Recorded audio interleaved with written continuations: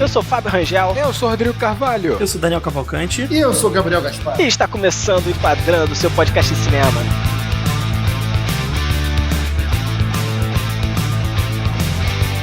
Este programa é editado pelo nosso querido editor Marcelo Zaniolo e o Enquadrando é vinculado ao canal de cinema Acabou de Acabar do nosso padrinho Gabriel Gaspar. Padrinho. E hoje a gente vai trazer um filme que é um sci-fi de Christopher Nolan, que foi diretor do filme, mas que também ajudou a escrever junto com seu irmão. É sempre esse dueto, né? Se bem que esse dueto acho que acabou agora, né? Mas o Jonathan Nolan. Acabou por quê? Rodrigo tirou o fone e foi embora. Caralho, o Rodrigo foi embora. Desse absurdo que tu falou aí que acabou, ele foi embora. Voltei. Não, acho que um tá fazendo o filme sozinho agora, não sei. Ah, é? Eu ouvi falar isso que o Jonathan... Eu ouvi falar, não é informação não, gente. Que o Jonathan foi fazer lá de roteiro lá de Westworld, de parada e tal. E o Nolan, diretor, né, fez esses últimos 2 filmes sozinho aí, aparentemente. O Dunkirk e mais um outro aí. Brigaram. Aí a gente fala isso, aí sai, tipo assim, capa dos maiores jornais e revistas e sites do Brasil. Brigaram. Irmãos Nolan brigam. Mas eu me arrisco a dizer que esse filme é o filme mais profundo do Nolan. Caraca. Profundo que você fala de emoção... Ou intelectual? Profundidade intelectual ou emocional? De emoção, de sentimento. Eu acho que ele certamente é o mais ambicioso do Nolan, nesse sentido. Acho que... Eu acho muito difícil a gente ranquear qual o filme mais ambicioso do Nolan. Claro. O Gabriel não falaria nada diferente, obviamente.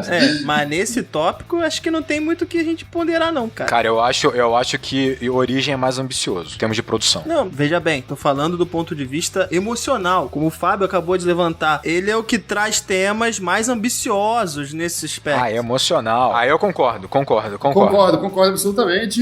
E eu acho assim, eu adoro o Nolan, deixar isso claro aqui, antes de qualquer coisa.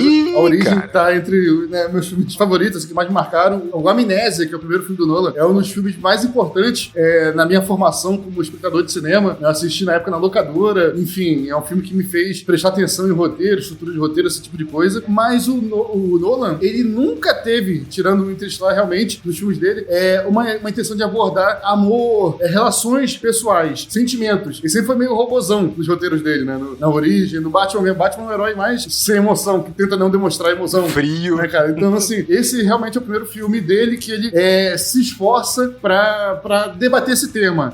E eu não sei realmente se foi tão bem sucedido. Nesse quesito só. Cara, mas eu acho que em Origem ele também tenta tocar esse lado emocional de uma relação, questão de traumas e o poder dessas relações e amor. Que Origem realmente ele tem uma pegada diferente Interestelar. Mas sinceramente, assim, eu não choro em Origem. É mais cerebral, é um filme mais cerebral. É mais cerebral, exatamente. É muito racional. Eu não sei se isso tá nele ou no irmão, ou na parceria, mas ele tende a ser meio frio realmente na abordagem. Mesmo que subjetiva, ele trata a coisa frieza mesmo, de fato, né? Ele é inglês, né? Ele parece, na verdade, um grande intelectual do cinema, né? Ele calcula o cinema dele, só que ele é tão bom que ele, de fato, faz um grande cinema. Ele faz um ótimo cinema. E que é uma coisa engraçada, o Gabriel acabou de falar que a Amnésia, né, ajudou ele a adentrar o mundo do cinema, né, de uma maneira muito mais profunda. Comigo foi Cavaleiro das Trevas, cara, Dark Knight. A partir de Dark Knight eu me perguntei, por que Dark Knight é tão bom? E aí eu fui buscar essas respostas e comecei a me interessar pro cinema, cara. Olha aí. Pô, muito bom. Olha o Nolan aí. Responsável por esse podcast aqui, basicamente. Sem ele, não estaríamos aqui. Exatamente. Metade dele. Não, mas, cara, é meio nítido que o cara é, sem sombra de dúvida, um dos diretores mais importantes da nossa geração, porque ele consegue aliar aí público e crítica, né? E, cara, qualquer estúdio gostaria disso. A Warner tem, né, esse trunfo na mão aí e trata o cara pão de ló, né, de fato. É óbvio, né, cara? É óbvio. O cara faz 1 bilhão de bilheteria com filme cabeça, meu. É verdade. Trazendo a sinopse pra gente introduzir o filme, em um futuro pós-apocalíptico, onde o planeta Terra está acabando, um grupo de exploradores atravessa um buraco de minhoca no espaço para tentar encontrar um outro planeta habitável para os terráqueos, em outro sistema. Isso é muito doido, né? Você fala uma porra dessa e fica assim... Tu vê que até a sinopse ela é cheia de camada e complexa. Eu perdi um tempo tentando entender a sinopse. Você imagina o cara chegar com essa sinopse aí pro produtor lá da Warner, da vida. Acho que não foi nem a Warner que tava com esse projeto no início, mas vender essa ideia. Olha, a gente vai fazer um filme que vai falar disso aqui. Não, eu imagino a reunião, tenho certeza, assim que começou a reunião, o Nolan levou seu PowerPoint lá, os produtores se reuniram e tal, tal. E aí começou a explicar, não, o filme conta isso. E aí ficou os produtores tudo olhando pra ele com a cara assim, que tô entendendo, sabe? Aí o pessoal, pô, é o Nolan, dá logo dinheiro pra ele. Deixa ele fazer essa porra. Dá logo dinheiro. O que você precisa de imediato, Nolan? Preciso de físicos. Bastante físicos. Vários físicos. Eles precisam simplificar tudo isso aqui. Eles precisam transformar isso em algo inteligível, fácil de entender no cinema, e não no livro do fundamental. Como é que eu mostro 5 dimensões em imagem? Então...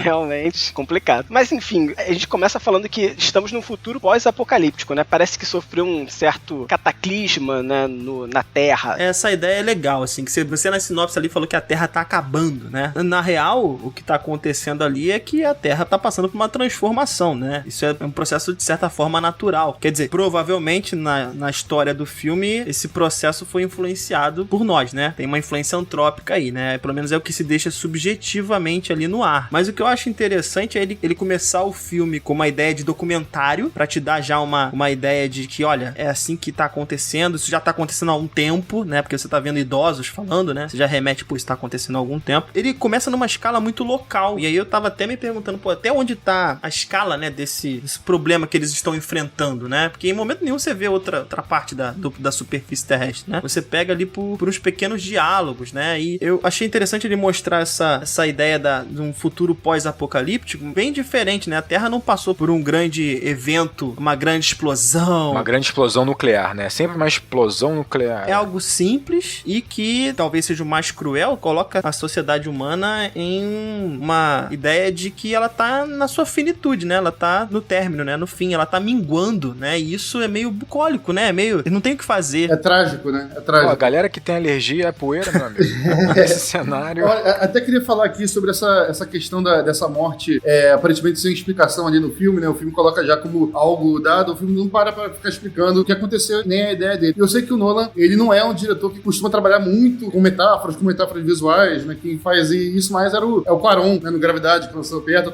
O Gravidade é cheio de metáfora visual. Esse filme não tem tanto, mas dá pra reparar no início do filme um retrocesso muito grande da humanidade. Um retrocesso não só, né, no fim trágico que tá se aproximando da humanidade, mas até na forma de pensar, né? Até um certo negacionismo forte quanto à ciência, né? O pessoal não acreditava que houve a corrida espacial, acreditou que aquilo ali foi inventado na Guerra Fria pra fazer propaganda contra os comunistas e tal. A humanidade estava passando por um processo de ir ao passado. E aí eu sei que não é a intenção do Nolan fazer esse tipo de metáfora, mas eu gosto de ver aquela poeira toda, aquele pó todo, como algo do passado, sabe? Quando as coisas estão muito antigas, largadas, as coisas começam a ficar empoeiradas. Remete ao passado a poeira. E a Terra está sendo sufocada, as pessoas estão sufocando de tanta poeira, sabe? Ou seja, estão presos àquele passado, não conseguem mais sair daquela situação, né? Não conseguem mais voltar ao planeta. Paralelamente a isso também, o que permitiu o ser humano estar no estágio de evolução atual, o pessoal me corrija se eu estiver errado aí, foi a Revolução Agrícola. Permitiu que a gente plantasse, né, estacionar, deixar de ser nômade, né, passar a ser sedentário, no bom sentido da palavra, que a gente podia sentar a bunda no canto, né, e desenvolver a ciência, né, começar a estudar, em vez de ficar só correndo de um lugar para outro, fugindo de predador e colhendo fruta, né. Mas a humanidade nesse filme foi retroagindo tanto, que a Revolução Agrícola está em retrocesso, né. O trigo, que foi a primeira coisa da Revolução Agrícola, parou, né, não tá mais nascendo trigo, tá só nascendo milho por um tempinho, ou seja, o ser humano vai retroceder até atrás da época da Revolução Agrícola. Então ele vai ter que voltar a ser o quê? Voltar a ser nômade. E é exatamente isso o filme, né? O filme é o ser humano voltando a ser nômade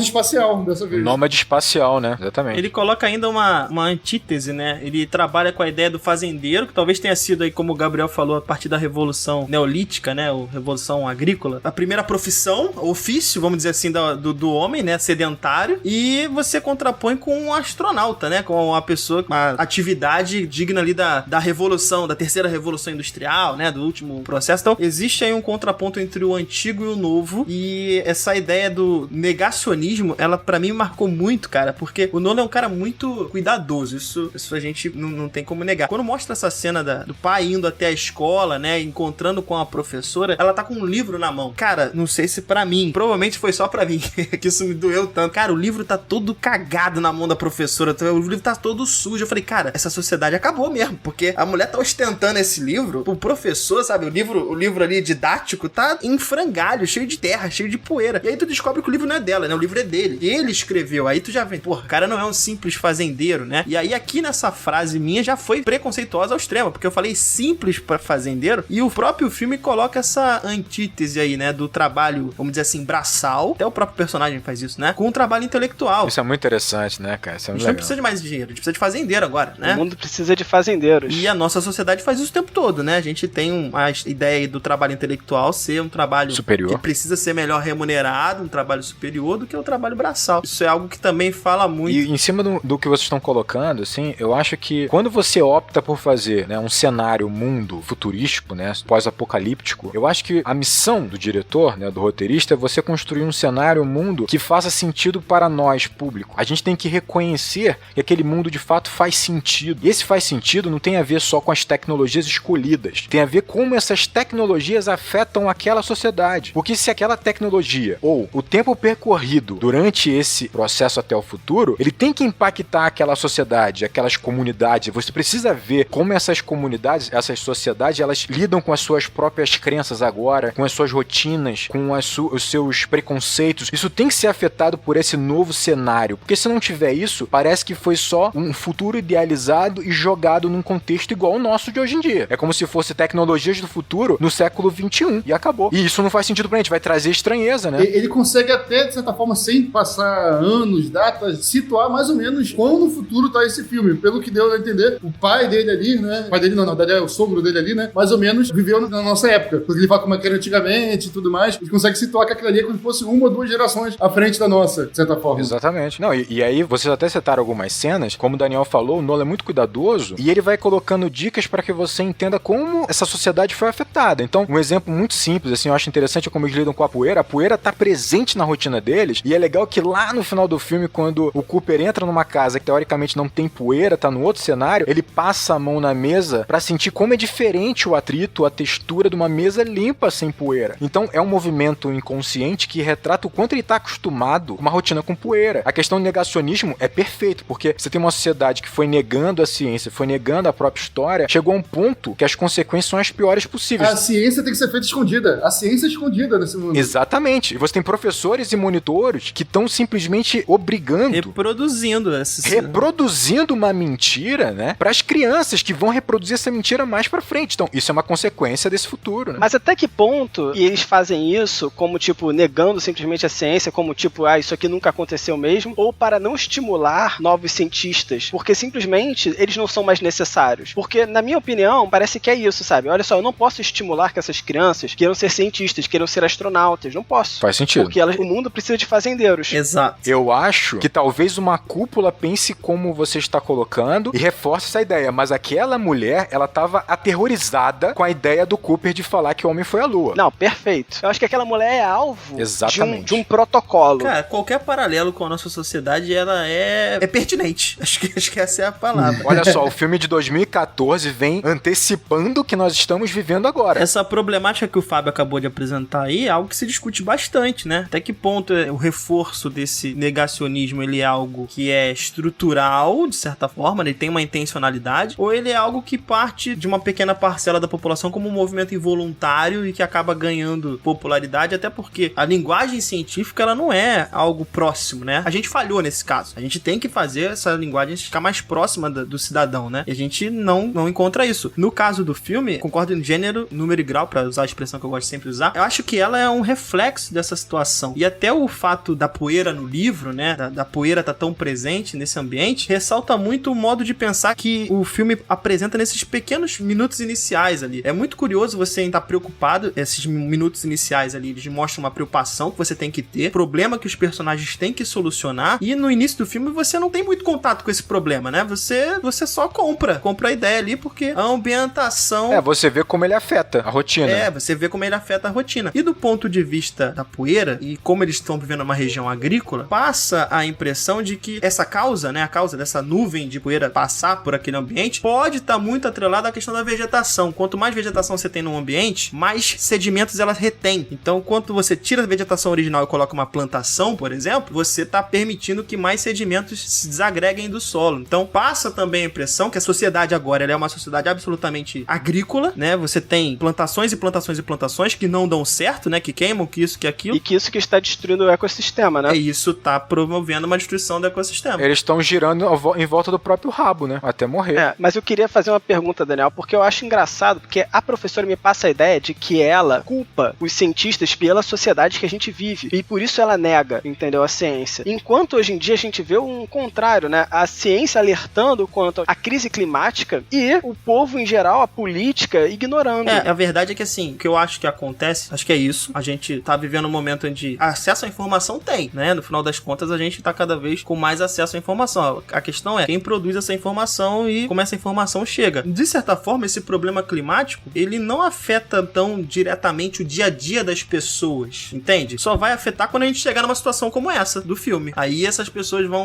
ligar e, porra, talvez se eu tivesse feito... Mas tu acha que quando chegar isso, vai ter esse comportamento de falar, putz, a ciência acabou com a gente? Não, é possível, cara, porque a gente fica tentando construir vilões, cara. E sempre há um movimento de construir vilões a partir das pessoas que eram os mocinhos, de fato, né? É a guerra das narrativas, irmão. É isso. São as narrativas. Pra ter chegado nesse ponto, é porque provavelmente a sociedade já abandonou a ciência há bastante tempo. Há muito tempo. Entrou num ciclo de desinformação, sabe? Então passou uma geração e meia. Quando chegou nesse ponto, a ciência já era algo que o pessoal fazia no passado. E se a gente tá nessa situação agora, é por culpa do pessoal do passado. Quem era o pessoal do passado? Os cientistas, tá ligado? Então, é razoável. Era a sociedade da ciência ainda, né? Isso se resume numa frase do próprio filho do personagem principal, né? A Murphy chega pra ele e fala assim, olha, o milho vai dar problema também no milho. O milho a gente não vai conseguir mais plantar milho. A gente vai dar um jeito, a gente planta outra coisa. Ou seja, vamos dar um jeito aqui, do jeitinho aqui. O futuro a Deus pertence. Exato. O mundo virou um mundo de cariocas.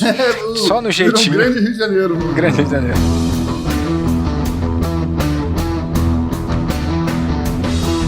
E vocês notam que esse início do filme, ele acaba sendo um tanto linear, né? Parece, o Daniel trouxe uma ideia de documentário logo no iniciozinho, e aí você vem acompanhando a vida daquela família até o momento que chega, de fato, eles encontrarem a NASA. Que aí o filme muda, né? Eu acho que o início do filme, ele tende a ser, de fato, uma montagem linear, exatamente para você dar essa construção de rotina, para que você entenda como aqueles personagens estão interagindo com o meio que eles estão inseridos, e para entender também as relações que há entre eles. Então, é para ser, de fato, mais gradual, mais parcimônio, né? Porque depois a montagem de fato vai misturar presente, futuro e passado, né? Como se fosse uma dimensão nova do tempo. Uma parada louca assim, entendeu? Sim, só dá pra você quebrar a linha do tempo se antes você ter algo pra quebrar. Perfeito, exatamente. Então esse início você tem que construir. Pra depois a gente chegar e desconstruir em cima do tempo. Essa montagem é incrível. Apesar de ser linear, eu achei ela uma montagem muito eficiente, cara.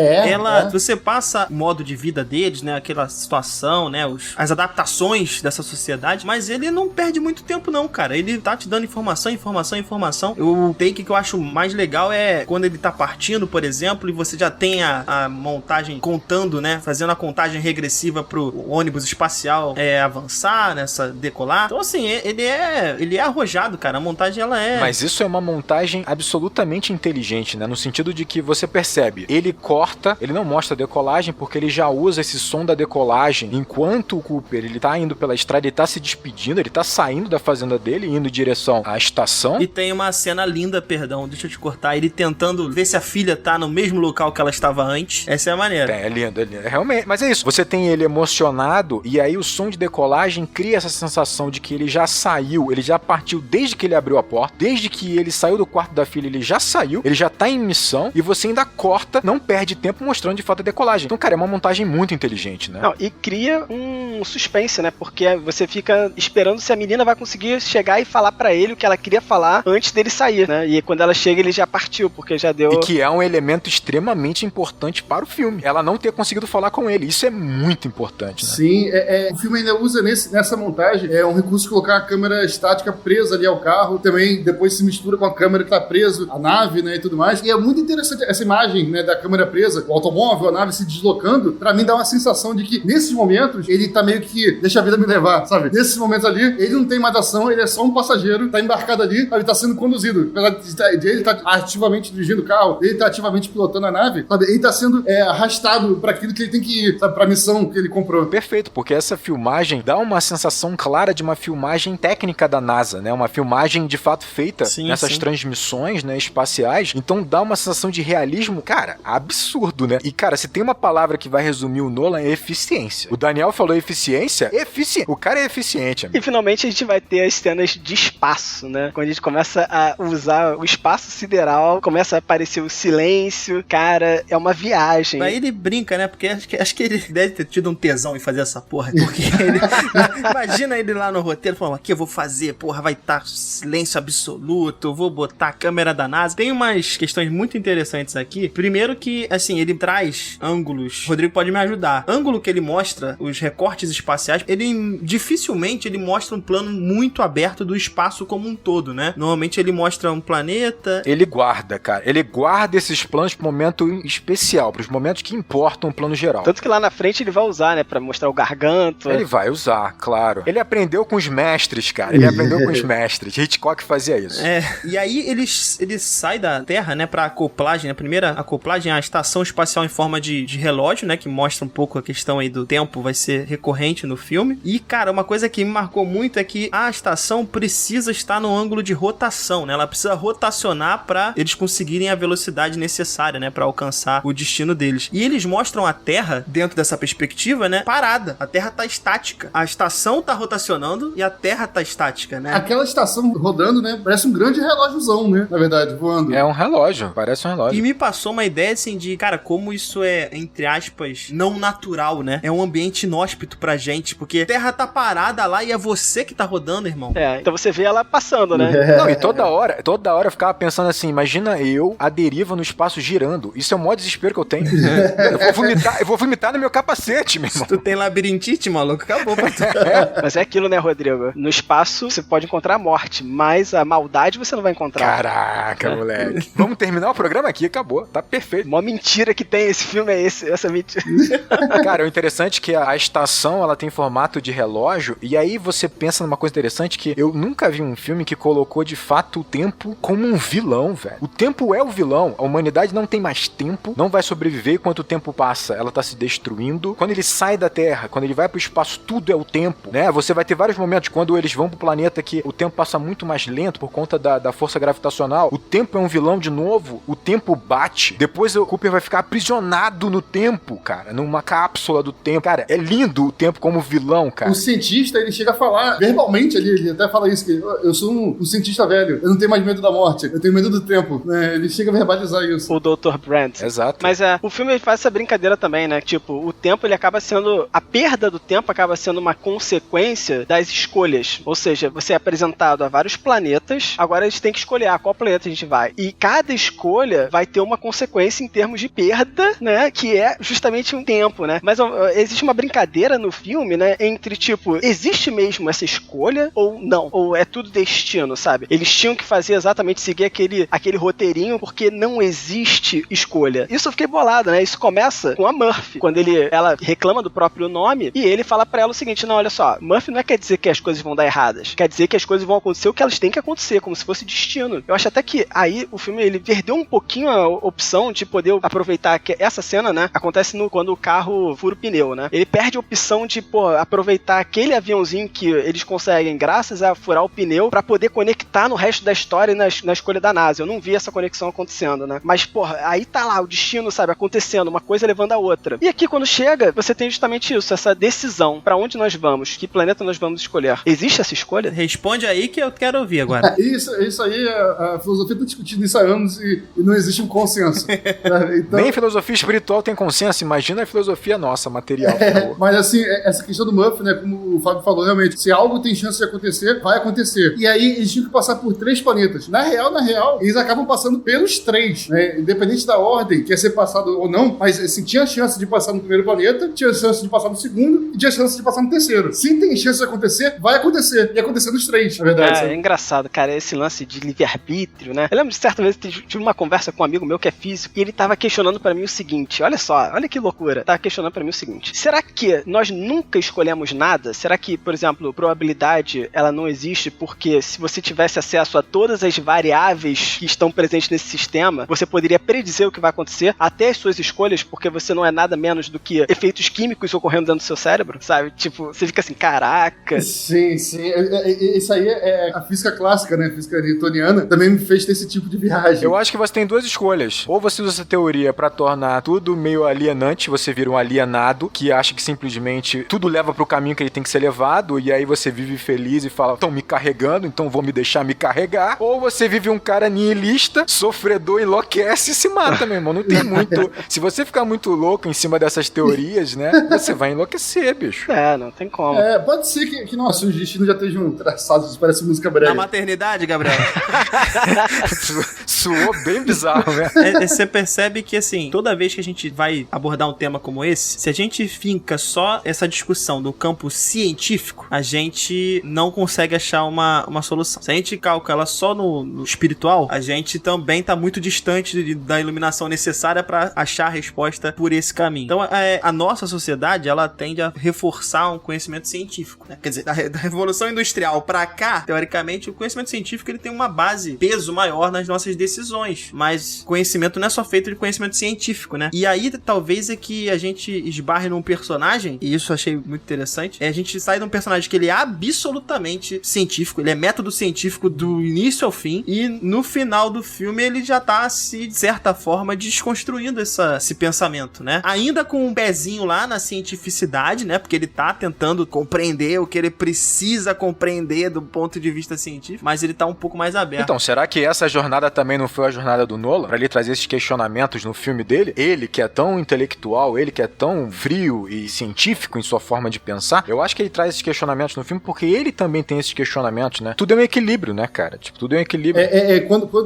Agora eu não recordo a frase exatamente, mas no início do filme, quando tá ali o personagem principal e a filha no quarto ali, vendo ali a gravidade agindo, né? A gente começa a descobrir, isso aqui não é tal coisa, isso aí é a gravidade. E aí passa alguém ali, eu acho que passa o sogro dele ali, né? O avô da menina, ele fala alguma coisa nesse sentido assim, tipo, a janta já tá pronta, vocês terminarem aí de rezar pra gravidade, vocês descem lá pra comer. É uma frase que entremeia realmente a ciência como uma espécie de religião deles, né? Do pai e da filha, naquele mundo ali. Do pai, né? Porque a filha quer acreditar tendo fantasma e o pai fala, nada disso. Nada disso, é ciência. É ciência. Mas eu acho legal como o filme brinca com isso e ele vai quebrando o personagem principal em função da própria maneira dele de pensar. Eles têm um dado momento em que eles têm uma escolha pra fazer. Ir no planeta do Dr. Man ou ir no planeta do Edmund. E ele tá fincando a ideia de tipo, não, esse cara aqui, ele é a razão, né? Enquanto a menina quer usar a emoção e falar, não, eu quero ir no planeta do Edmund, sabe? E ela faz até um discurso sobre amor. E nesse momento, ele até faz um espantalho da garota, sabe? Falando, olha só, ela quer ir porque ela é apaixonadinha pelo cara. E, caraca, eles fazem a escolha errada e eles pagam com mais tempo ali da play pra frente que acontece toda a cagada no filme, né? Isso se você não contar que um cara morreu, né, antes, né? Isso é uma puta cagada, mas tudo bem. O cara morreu antes. Ainda por uma escolha, né? Mas o astronauta que morreu antes, de fato, foi por conta de uma fatalidade. Eles não sabiam exatamente o que encontrariam naquele planeta. No planeta da água lá. Mas essa luta, essa batalha que houve entre razão e emoção nessa cena entre o Cooper e a Amélia, né? Tipo, cara, ali naquele momento é totalmente plausível o que o Cooper está defendendo. Ele está defendendo um planeta que está emitindo bons dados e que emite dados até aquele momento e que é mais próximo. Então, assim, ele está indo com uma razão dentro de uma missão espacial que é trabalhada em termos de probabilidade, estatística. Então, assim... recursos limitados. Mas tem um ponto também individual dele que ele quer menos tempo, porque ele quer voltar pra Terra o mais rápido possível. Ele também tá pensando do ponto de vista individual dele, não é só altruísmo, não. É claro. O outro planeta fica mais distante. Mas olha só, por que a gente não dá valor ao argumento dela? A intuição. Por exemplo, se ela falasse assim, eu conheço ele, eu amo ele, e ele não faria uma maldade comigo, sabe? Ele sabe que eu viria aqui. Eu não dou valor a esse argumento. Eu não dou valor. É foda. A gente não dá valor. Exatamente. O personagem principal não dá valor. Mas olha só, eles não tem como eles considerar naquele momento que algum dos astronautas emitiria dados equivocados, errados. A questão ali não foi essa. A questão ali foi o que é mais prático e o que provavelmente é o que vai dar o resultado. Então, nisso ele tá correto. Ele tinha dados dizendo que o planeta era melhor. Exatamente. Ela tinha um instinto. Na minha concepção, nosso instinto animal aqui, primata, foi feito... Se foi feito não, né? Pra ser eliminado. não. Pra ser suprimido, né? Não. Nosso instinto foi desenvolvido num contexto ali, né? De sobrevivência na selva, exatamente. Ele é muito bom pra isso. Não pra escolher planeta do espaço. Nosso instinto não funciona pra isso. Então usar instinto pra escolher planeta... O Gabriel ia se ferrar no planeta do Dr. Man. Eu entendo. Mas a escolha do planeta não é a escolha do planeta. A escolha da pessoa que foi pro planeta. Porque você tem que confiar no que esse cara enviou. No que esse cara tá falando, né? No que esse cara tá falando. E confiar pessoa é extinto. Aí sim. Claro. Exatamente. Confiar em pessoas é extinto. Então, ele usa um argumento contra ela. Você não falou que esse cara aqui era o melhor de nós? O melhor cientista de nós? Só que ali, ela tem um outro argumento. Ela fala, putz, mas eu conheço esse cara aqui, o Edmund, profundamente. Eu acho que o ponto aí, essa cena foi muito questionada na época, porque muitos reclamaram desse argumento dela, uma pieguice, né? Quando ela fala que ela tem que seguir a intuição e o amor e tal, não sei o quê. Mas eu acho que o argumento dela, de fato, não é ruim. Eu acho que o contexto em que rola esse argumento que é o problema. Porque se ela coloca alguns argumentos lógicos naquele momento e deixasse pra essa conversa no momento mais íntimo com o Cooper, falando, Cooper, esse é o contexto, ele ia aceitar muito mais. É que o contexto em que ela coloca aquilo soou ridículo quando ela coloca esse contexto naquela situação. Pra mim tinha soado ridículo até agora. O Fábio em 30 segundos me convenceu. Realmente nisso. Não, falando isso, realmente, assim, você tem que confiar, não é nos dados. É nos dados e nas pessoas que estão dando os dados, que emitem os dados. É uma situação complicada, é uma máquina que tá emitindo os dados no final das contas, né? O cara tá ali só pra fazer um monitoramento. Mas o que eu queria chamar a atenção é que, assim, ela, a partir do momento que o Cooper decide, não há votação no final das contas, né? O Cooper decide ir para o planeta do Dr. Man. E ela mesma, ela não refuta muito essa decisão. Primeiro, porque o cara é o piloto da nave, é ele que vai pilotar mesmo, então não tem que discutir. Mas eu acho que, no fundo, ela também acha, e ela dá mais valor pela formação que ela teve, né? Pela forma de pensar que ela adquiriu ao longo da vida, que essa racionalidade, ela é importante. Ali eu acho que tem um conflito muito grande da personagem entre a Amélia pessoa, indivíduo, e a Amélia profissional, vamos dizer assim, científica. Afinal, ela é filha do cara mais cético daquele mundo. Ela cresceu com esse ceticismo sendo desenvolvido, né, na mente dela. Mas ainda assim, eu acho muito interessante, porque ela vira pra ele e fala, ó, se der merda, eu quero ver depois você aguentar a consequência. Porque eu tô falando de uma pessoa que eu confio. Mas o filme debate essa questão do macro e do micro o tempo inteiro. Tipo assim, a questão da importância do indivíduo e da importância da humanidade como um todo. Toda hora o filme debate isso. Tanto é que eles estão numa missão pra salvar a humanidade em que vai acontecer sacrifício de alguns indivíduos. E você vai perceber ao longo do filme que esses indivíduos, eles são tão importantes quanto a própria humanidade como um todo. Eles veem isso, eles sentem isso. O Dr. Man é uma prova disso, sacou? Ele tá ali pra se sacrificar pela humanidade, mas ele não consegue. Porque o indivíduo é muito importante ainda assim. Nós somos importantes ainda assim. Nossas relações. A gente tá falando assim, mas é uma escolha pessoal também do Cooper em pensar na família. Ela tá pensando no amor que ela tem. Cara, isso é tão importante quanto o macro, como a sociedade como um todo. Porque é isso que torna a sociedade uma sociedade. A comunidade é uma comunidade. A humanidade é uma humanidade, cara. Pô, não dá pra você desvencilhar uma coisa da outra. O próprio personagem do Matt Damon, ele fala também sobre isso, que a gente pensa em salvar a humanidade, pensa em uma visão mais altruísta, mas o que funciona mesmo, assim, nossos instintos, como eu tava falando de instinto agora há pouco, ele é mais voltado pra você salvar alguém próximo a você, seu filho, um parente. Ele é mais forte nesse sentido. Em última instância, a gente pensa em salvar a humanidade. E aí você vê o próprio personagem do Cooper, ele tava em uma missão de salvar a humanidade, né, mas a grande motivação dele em si era salvar a filha, salvar a humanidade como um todo, né, e em consequência, salvar a filha nesse processo. Tem essa dualidade, né, entre você ter um motivo pessoal ou você pensar na humanidade. E a verdade é o seguinte, a humanidade não existe. A humanidade é uma coisa abstrata pra gente, é uma coisa muito distante pra gente, é um conceito. Você não consegue ver a cara da humanidade. A gente tem uma empatia com a humanidade, pelo menos eu, uma empatia na mente, mas não no estômago. Eu vou falar, vocês estão rindo? Pelo menos eu acho. Vou dar um exemplo como é que isso é usado em filmes em geral. Uma coisa é você ver a Terra explodindo. Imagina a imagem, né, no cinema, assim, a Terra explodindo, a humanidade explodiu. Aquilo é triste, você entende que aquilo é triste, mas você vê uma imagem de uma criança morrendo, sabe? Aquilo te afeta, primeiramente, afeta de uma forma muito mais profunda, dolorosa, exatamente, do que ver a Terra explodindo. Sim, mas, então, assim, a gente funciona muito melhor usando relações individuais, né, pra você poder se motivar a ações altruístas no nível a humanidade, salvar a humanidade. Ainda nesse ramo sobre escolhas, eu sinto que o filme ele passa um pouquinho essa ideia de tipo, cara, as escolhas que a gente faz na vida, elas tomam o nosso tempo, sabe? A gente vai destinar tempo pra elas. E aí vem a escolha de adentrar o primeiro planeta que eles vão visitar, né? Que é o planeta cuja gravidade ela é alterada por conta do buraco negro que tá próximo.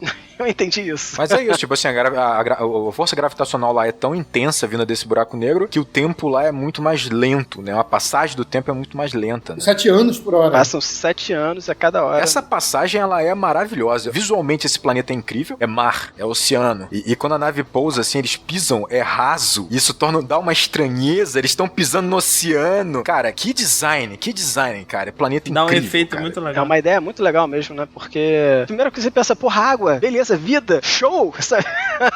Aí você se liga, pô, mas essa porra parece o oceano, sabe? Um rasinho. Não, e exatamente, é claramente uma ideia de que você tem algo ali que seria o baita elemento para criar essa esperança naquela missão, esperança naqueles astronautas, mas que é absolutamente fatal e perigosa naquele contexto, cara. Isso é muito legal. É um deserto de água. É um deserto de água. Olha que interessante isso, um deserto de água, bom, cara. Muito bom. E nesse momento do filme é que começa a trilha a trabalhar, né, com os batimentos do relógio. Nossa, é sensacional. Essa trilha é uma coisa que não sai da cabeça. Se você começa a pesquisar sobre o filme no YouTube, assim, né, que eu comecei a fazer minha pesquisa e olhar, cara, todo o vídeo usa essa trilha. E, nossa, ela para na sua cabeça e você não consegue mais esquecer. Cara, você tá falando de uma trilha sonora do Hans Zimmer. Hans Zimmer, pelo amor de Deus, né? É uma coisa impecável, né? Usa esse elemento do relógio, né, nessa cena. Mas mesmo quando não usa esse elemento de relógio, cara, pra mim, a música o tempo inteiro traz uma sensação de urgência, sabe? De urgência, que o tempo tá acabando, sabe? Sabe aquela música que toca perto de clímax?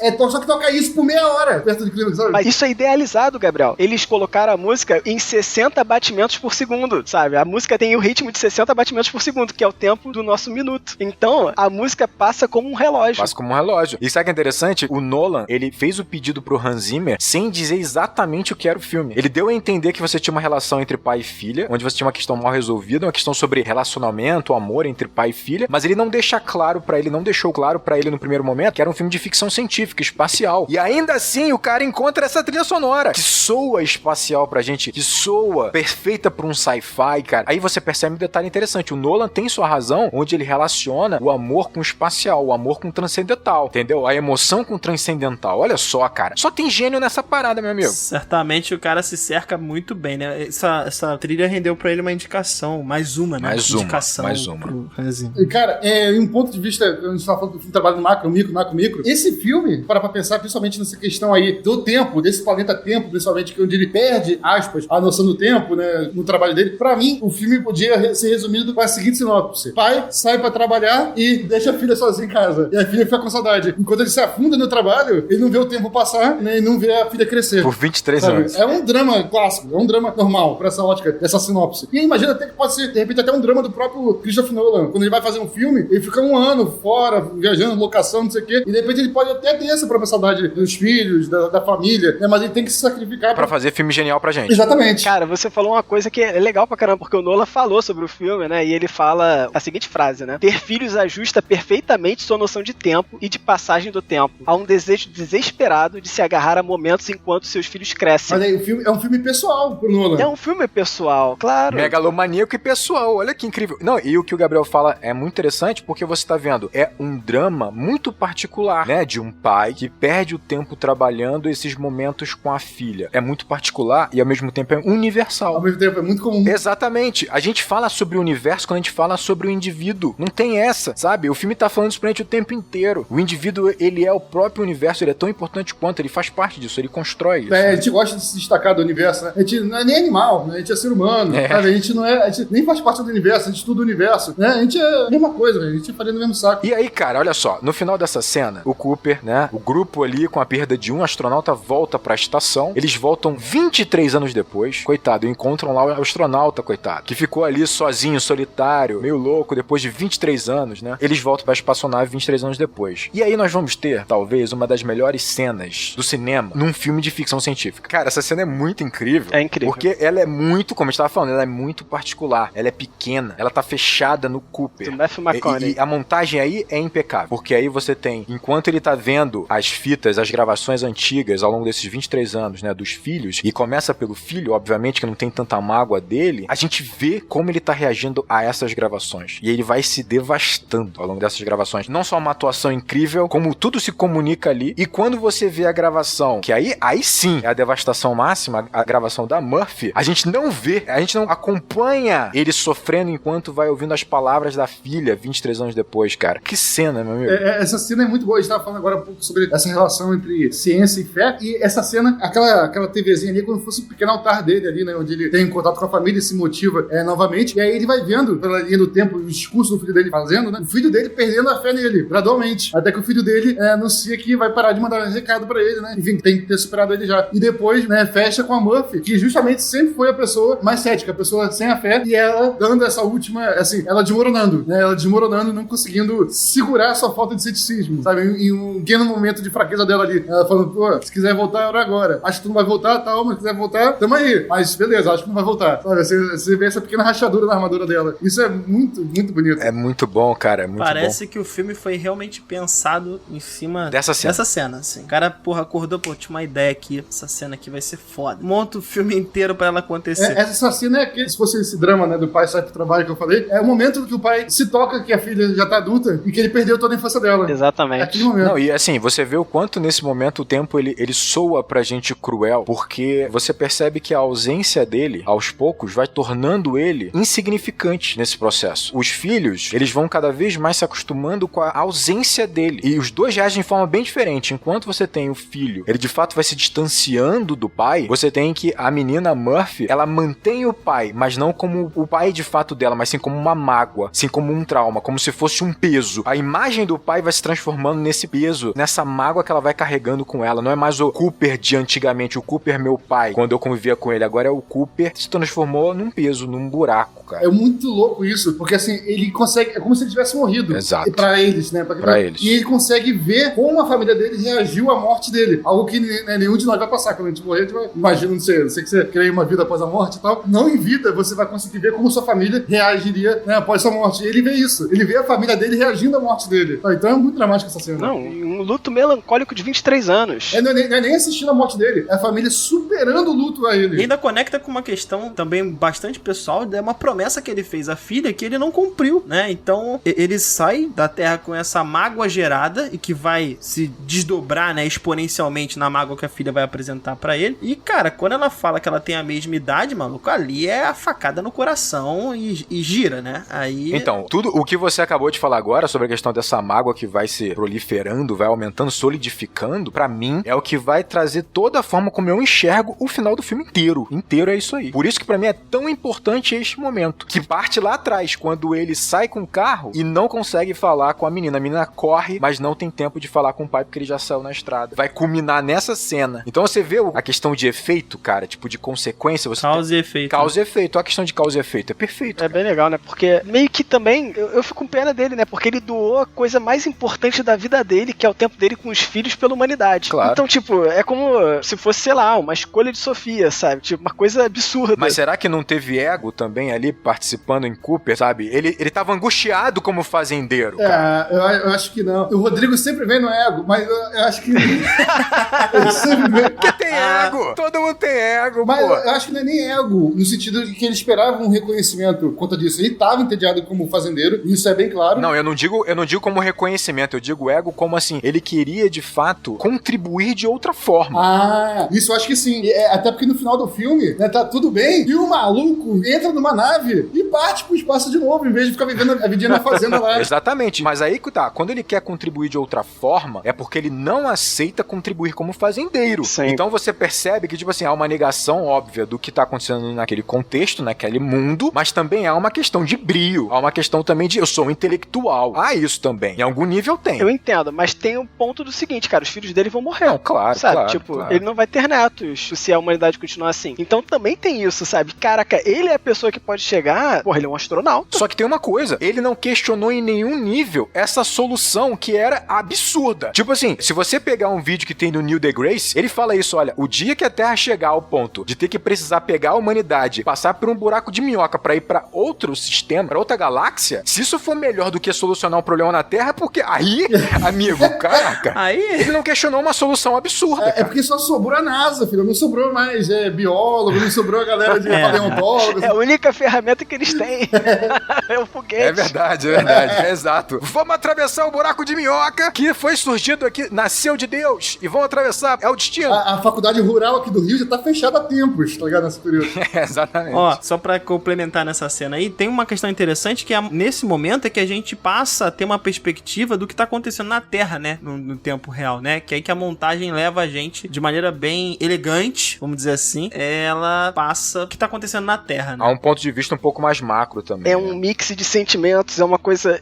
essa cena é dolorosa demais, você vê a neta dele nascer, e aí por um momento você fala, caraca, ele é avô, E a neta dele morre no quadro seguinte. Caraca, tipo, e sabe qual foda? Eu não tive tempo de amar aquela criança, sabe? Tipo, cara, isso é terrível. Você não sabe se o cara vai sofrer porque ele perdeu um neto ou se não vai fazer diferença. É uma coisa terrível. Terrível, eu tô falando, é uma das melhores cenas que eu já vi, cara. Eu assim, vendo essa cena, eu fiquei, assim, muito impactado, porque, assim, o que eu acho que ele demonstra, né, o Matthew McConaughey. Obrigado. Cara, eu acho que ele, quando ele tá chorando muito mais pela dor do filho dele em perder um filho, entende? Do que a dor do neto, sabe? É uma coisa... Não, e a dor também de não poder tá lá pra ajudar o filho, pra amparar o filho, sabe? É em todos os níveis a dor, cara. Olha, eu vou contar aqui até um momento. Eu assisti esse filme no cinema, tive a oportunidade de ver esse filme no cinema. E, cara, eu lembro que quando passou por essa cena foi tão forte, tão catártica pra mim, que eu tava simplesmente recolhendo meus pedaços ao longo do filme. A partir dali, eu nem prestei atenção no filme direito. Eu tava só recolhendo o que sobrou de mim, cara. E, tipo assim, eu não encontrei nada tão intenso depois dessa cena no filme. Eu lembro que eu terminei o filme meio alheio, assim, meio, cara, eu já tava entregue, destruído naquela cena. Eu não sabia nem mais o direito o que era Interestelar depois daquilo. Eu fui entender agora, quando eu revi o filme pra gravar esse podcast, cara. Então, depois dessa cena, assim como o Rodrigo, também fiquei extremamente impactado, mas essa cena me ajudou a focar na missão, de certa forma. Eu pensei assim, nossa, ele perdeu tudo, ele perdeu a relação que ele tinha com a família. A única coisa que ele pode tentar salvar é a vida deles, porque a relação já não tem mais. Só sobrou isso pra ele. E aumentou ainda mais esse senso de urgência pra mim, cara. Mas realmente é o pico emocional. Não, isso é bom, isso é bom. Cara, isso mostra o quanto nós somos diferentes. O Gabriel ia passar numa tragédia, ele ia ganhar força e ia partir pro que sobrou pra ele. Eu ia ficar no canto, em posição fetal, chorando.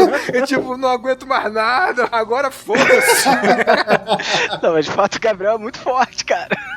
Passou pela cena do filme e falou, não, beleza, agora sim, agora ele vai focar na missão, porra. Agora sim, missão. Mas faz total sentido, porque a partir desse momento no filme, ele obviamente tem a preocupação com o tempo, mas ele não tem mais uma preocupação tão emocional com essa questão de voltar pra Terra a tempo. Ele perde um pouco dessa conexão, vamos dizer assim. Ele foca na missão, como o Gabriel acabou de colocar mesmo. Caraca, isso é muito importante, uma parada que eu vou falar. Pode crer, vocês falaram um troço que nem eu tinha me ligado. Ótimo, obrigado, gente.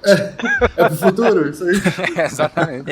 O Nolan, eu não sei se vocês concordam com isso, mas, por exemplo, no The Dark Knight, o Nolan, ele coloca vários clímax ao longo do filme, assim. Você tem vários ápices no filme e tal. Aqui, cara, é inegável que você tem um ápice no meio. Essa cena é o arrasa quarteirão. Se fosse um gráfico, tava uma ponta lá em cima, um gráfico gigante. Pois é. E depois do filme ali, como o Rodrigo falou, tu vai na onda. E tem altos e baixos ali, mas, cara, o clímax tá no meio. Essa estrutura, ela não é tão comum. E eu acho ótimo isso, cara, porque torna o filme mais surpreendente. É um filme que a gente tá falando aqui o tempo inteiro, brinca muito com essa questão de tempo, né? E quando o filme tem aquela estrutura, aquele arco famoso, conhecido, que a gente sabe exatamente o que vai acontecer, final do primeiro ato, segundo ato, clímax e tal, ao final, a gente sente o tempo passar de uma forma mais contínua quando a gente tá assistindo o filme. Principalmente a gente, que lida mais com cinema, com roteiro, esse tipo de coisa. Como esse filme, como você falou, tem praticamente um clímax ali no meio e depois a conclusão. Acabou. E aí o restante do filme, mais 1h30 de filme, é sobre ele e a humanidade, sabe? É outro filme com outra curva abaixo daquela. Concordo que o pico nunca chega a ser tão alto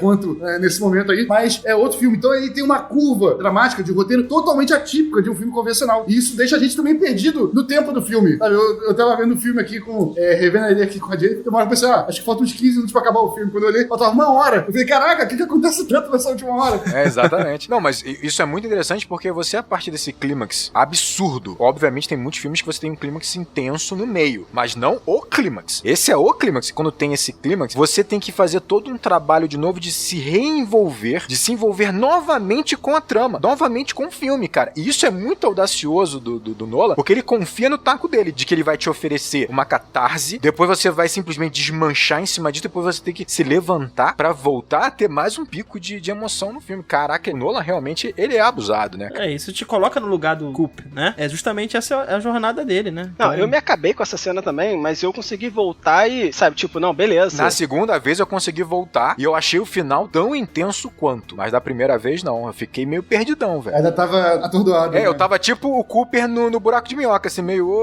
sabe, tipo, eita. Pode ser. E daí pra frente a gente vai ter outros clímax, né, e o próximo clímax depois desse, basicamente, é o do Dr. Man, né? Porra, encontrar o Dr. Man... Não, o filme não só recomeça, que o filme recomeça com atores novos, com o Matt Damon no elenco.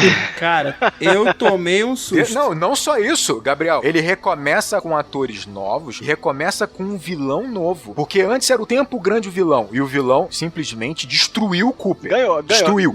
Ganhou, venceu o primeiro Aí ato. você tem um novo vilão, que é o Dr. Man, cara. Olha que maneiro, cara. Muito bom, muito bom. Eu tomei um susto, porque assim, eu vi o filme pela primeira vez pra gravar. Aí eu falei, não vi o filme. Cara, eu tomei spoiler desse filme, adoidado, ao longo de anos. Todos os meus alunos falavam desse filme aí, já sabia dessa cena aí, e ela foi absolutamente impactante também, a cena que a gente acabou de comentar. Mas eu não esperava Matt Damon nesse filme. Não esperava. Quando ele surge naquele sarcófago, né? Porque aquilo ali é um sarcófago. Ele surge daquele sarcófago, tem uma referência com água. Eu até tá aqui na minha anotação, porra, beleza, né? Missão Lázaro, vai ter que morrer primeiro pra depois renascer. Fiz a anotação aqui, pum, aparece o Matt Damon, toma um susto. Caraca, maneiro, Matt Damon tá no filme. E aí faço essa relação pra na cena seguinte o Coop e o Dr. Man conversarem e o Coop falar, porra, Missão Lázaro. Porra, o Nolan, cara, ele tem uma necessidade às vezes de te explicar as paradas que não precisa, mano, sabe? Mas... Não, cara, Daniel tocou nesse ponto aí. Vou até fazer uma pausa nesse momento que a gente tá no filme pra reclamar, então. Aproveitar pra reclamar de uma parada aqui.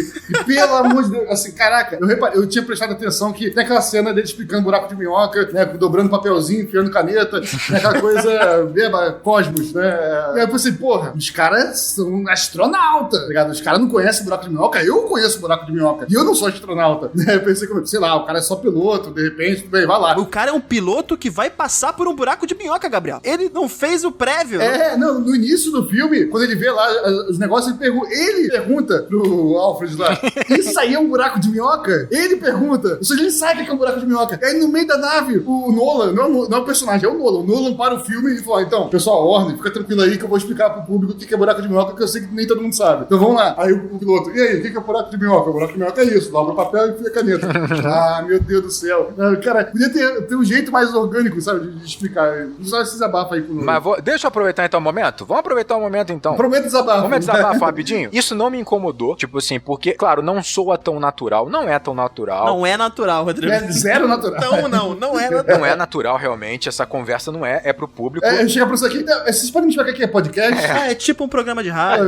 Exatamente. Só que assim, o que mais me incomodou é o que vai acontecer a partir daí com o Dr. Man. Porque você vai ter agora uma construção que o Nolan adora, que é de uma montagem paralela. O que é uma montagem paralela? É basicamente você intercalar duas linhas narrativas, né? Nesse filme aqui você tem uma linha narrativa no espaço, que é quando você tem toda aquela confusão com o Dr. Man. Ele vai trair a tripulação, ele vai tentar pegar a nave sozinho, acoplar na estação pra voltar pra Terra sozinho, né? Então tem uma traição. Junto a isso você tem a linha narrativa na Terra, em que você tem ali a situação na fazenda. A Murphy tá preocupada com a família do próprio irmão, eles estão muito doentes por conta da poeira, o irmão cisma de não querer sair da fazenda e tal, e ela decide simplesmente tacar fogo na plantação dele pra tirar eles ali da força. E aí, cara, tipo assim, o que o Nolan faz? Uma montagem paralela, que é você intercalar cenas entre essas duas linhas narrativas. Por que ele faz isso? Porque ele adora isso. Porque isso, obviamente, cria um ritmo no filme mais acelerado, dá mais dinamismo e, claro, aumenta a tensão absurdamente, porque você tá pegando dois momentos de tensão e tá unindo esses dois momentos de tensão. Ele adora isso, cara. Ele chega a fazer, às vezes, com 3, 4 linhas narrativas. Em Dunkirk é exatamente o filme todo, né? O filme inteiro é isso. Pô, a origem. A origem, exatamente. Ele A adora. origem tem um carro que nunca cai do viaduto.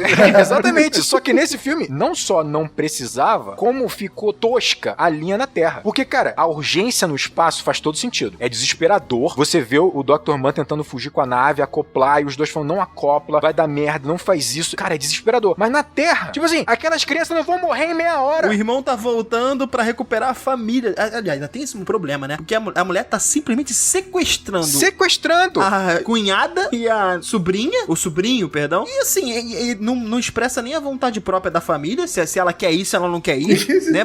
Bota ela dentro do carro e vambora. Na Mikusei vai explodir, A mãe sai com a criança, tipo assim, eu sempre estive aprisionada aqui com o meu marido. E tipo assim... Esse relacionamento abusivo. Cara, relacionamento abusivo. E tipo assim, o Nolan agora quis provar pra gente o seguinte, ó, a Terra vai acabar em 15 minutos. Em 15 minutos. Tipo assim, essa poeira tá aqui há um tempão, mas vai acabar em meia hora, porque eu quero criar uma montagem paralela, eu quero criar tanta tensão que, ó, a poeira vai matar geral em meia hora, esses garotos vão morrer em meia hora, e eu preciso disso pra criar a montagem paralela. Não precisava. É meio ruim mesmo, é meio ruim. Eu não vou falar nada, eu vou falar um ponto só em defesa dessa cena. Ih, agora tá todo mundo, ó. Não, mas eu confesso que o saldo não é positivo dessa cena. Apesar de ter essa construção de tensão aí que o Rodrigo falou, que é uma coisa muito simples, né? Você coloca um obstáculo e em vez de resolver aquele obstáculo, você corta pra outra cena. E aí você coloca outro obstáculo na outra cena, em vez de resolver aquele, corta pra cena de volta. Enfim, essa construção de tensão que é até simples de ser feita, mas eu, de certa forma, no início dessa cena, eu gostei como ela parecia que ia se desenrolar, porque ao mesmo tempo que tava lá o Cooper com o personagem do Matt Damon, que é um personagem que voltou dos mortos, o personagem que foi ressuscitado ali, o Lázaro, ou seja, ele tá indo pra um local remoto, junto ali com um cara que ressuscitou, enquanto a filha tá indo pra casa atrás do fantasma na infância dela pra resolver aquela equação, sabe? Então, assim, digamos que os dois acompanhados, de certa forma ali, de elementos similares. Só que eu concordo realmente que a tensão no espaço é muito bem construída e a tensão na Terra é bizarra. Termina com o irmão dela, essa cena é ridícula. Termina com o irmão dela vindo de carro, todo sujo de fumaça e tal. Parece que o irmão dela vai ficar putaço, vai fazer alguma merda com ela, vai gritar. E eu só olho pra ela, ela abraça e falo, eu tô feliz. E vai embora. Acabou. Deu bom aqui, resolvemos o problema. Então, se você tivesse ali uma montagem paralela, talvez trabalhando basicamente a Murphy tentando resolver esse enigma, procurando o pai, o tal fantasma, seria muito melhor do que ela criar esse incêndio, criar essa urgência em salvar as crianças e a cunhada. Eu pensei, Rodrigo, que o incêndio ia sair do controle e a casa ia pegar fogo e, porra, ela não ia conseguir desenvolver a teoria dela, né, resolver a equação, porque a casa ia pegar em chama. Essa era, porra, é isso que vai acontecer aqui. Imagina. Esse incêndio vai sair do controle, ela não vai ter a oportunidade, de fato, de resolver a equação. O Cooper chegando do outro lado, falando, ela tá com fogo na casa, velho. Eu tenho noção disso, cara. Caraca, imagina que irmão é isso, velho? Ela tá com fogo na tua casa, tá ligado? Ele olha pra ela com a cara de puta, ela abraça e fala, tá tudo bem. Vida que segue, entra no carro e vai embora. Porque isso sim seria urgente. Isso sim seria urgente. Isso aí não me incomodou. Eu entendo as críticas. Passei por isso de boas, assim. E acho bem legal tudo que o Matt Damon traz pro filme, na verdade, né? Tudo bem, tem essa montagem, mas o Matt Damon, ele traz uma carga muito mais diferente. Quando lá atrás a Dr. Brand fala no filme que eles vão pro espaço e eles só vão conhecer no máximo a morte, que eles não vão conhecer o mal, a gente não esperava que o Dr. Man fosse o mal, sabe? Tipo, fosse lá a personificação do mal, se tornasse esse vilão no filme. Mas ele vem com uma defesa muito interessante, né? De que, na verdade, ele não é mal. Ele tá seguindo a natureza dele, de sobrevivência. Ele não é mal. Ele é o quê? Ele é man. Ele é humano, tá ligado? Ele é humano. Exatamente, ele é humano. E aí ele começa a discutir, né? Tipo, a natureza é má? Seria isso? Eu acho bem interessante, sabe? Cara, esse conceito de bem e mal também é outro conceito filosófico que nunca chega a ser uma conclusão e tal. Mas ali eu acho que, nesse ponto aqui, não é que exatamente a natureza é má. A natureza, e o ser humano dentro da natureza, obviamente, ela busca a sobrevivência. Ela busca, em seu última instância, seu último instinto, é sempre a sobrevivência. A sobrevivência do indivíduo. Que nem a gente tá falando aqui, essa correlação da pessoa com a humanidade, salvar a criança, salvar o mundo. O ser humano, na hora do desespero, na hora que tá se afogando, sabe? Ele vai tentar pôr a cabeça pra fora. Ele vai buscar respirar, ele vai buscar sempre, primeiro, o instinto de sobrevivência. Da forma como foi apresentado aqui pelo filme, né, claro. Tem até uma questão, dizem, né, assim, que na guerra, a pessoa luta na guerra não pra defender o país. Ela pode até se alistar pra defender o país, mas ela luta pra defender os companheiros do lado, sabe? E pra se proteger, pra tentar se salvar. É isso que faz ela lutar. Então, assim, de certa forma, o Man, o personagem do Matt Damon, ele tá sendo absolutamente humano, inclusive pondo a missão em risco de forma totalmente egoísta, sabe? Mas até ele fala isso, né? Começa aparentemente como um cientista extremamente cético, aparentemente ele era um cientista imbuído e motivado, mas o maluco ficou 23, ficou sei lá quantos anos sozinho no planeta, refletindo sobre isso. Não, e completamente distante daquela humanidade que ele tem que proteger, que ele tem que salvar. A humanidade, essa humanidade já é um conceito distante pra nós que vivemos na humanidade, imagina pra ele. Exatamente. E o que eu acho interessante desse paradoxo é que ele fala da humanidade como um corpo que tem que ser salvo, mas ele coloca a humanidade tanto como um corpo, que ele fala o seguinte: a Terra vai acabar, esse pedaço da humanidade vai acabar, que é quase tudo, mas ela vai ser recriada como um organismo por alguns indivíduos num outro planeta. Então ele coloca a humanidade como um organismo, só que ao mesmo tempo, ele tá pondo esse organismo em risco pra proteger o indivíduo, o organismo, ele. Saca? Tipo assim, cara, essa ironia é muito interessante, não tem como você não comprar essa questão do Dr. Man. É uma contradição humana, né, cara? Uma contradição muito humana, né, velho? O mote do filme é esse, inclusive, né? A humanidade nasceu na Terra, mas não está fadada a morrer nela, né? É uma frase que tem até ao longo do filme. Ele evoca essa ideia da consciência da espécie. Ele até chega a falar isso, o Dr. Man. Fala, olha, a gente tem que desenvolver uma consciência de espécie. Eu pergunto aos senhores membros da banca aqui, cara, a gente vai conseguir desenvolver uma consciência de espécie em algum momento? Vocês estão com perguntas muito difíceis hoje, hein? Tá complicado. Tá complicado. Se a gente conseguir chegar em alguma resposta hoje dessas perguntas, esse podcast tem que ir pra NASA. Tem que ir pra NASA, pra grupos de estudo aí de espiritualidade, filosofia. Bom, divulga aí nesses grupos. Pra mim tá ótimo. Pode divulgar aí, divulga nesses grupos aí pra gente ter mais acesso. Cara, olha só, eu vou defender algo nesse filme que tem a ver muito com espiritualidade. Então, eu acredito que sim. Consciência de espécie. Sim. No sentido evangelho, de todo mundo ser um. Caraca, Caraca, evangelho. Eu não digo todo mundo ser um dessa forma evangelho.